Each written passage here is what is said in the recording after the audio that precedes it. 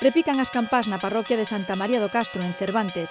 Os veciños celebran por todo o alto a inauguración da súa capela restaurada, que está ubicada a carón dun dos castros mellor conservados da provincia de Lugo. Estamos orgullosos do que fixemos. Está aí prever.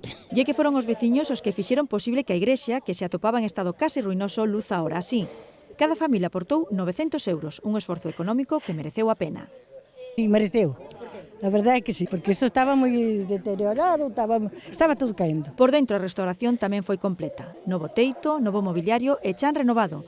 Os que aquí se bautizaron téñeno moi claro. Este es un palacio comparado al de cuando la conocí yo. O bispo de Lugo foi o encargado de oficiar a misa de inauguración, que non se quixo perder ningún ferigrés.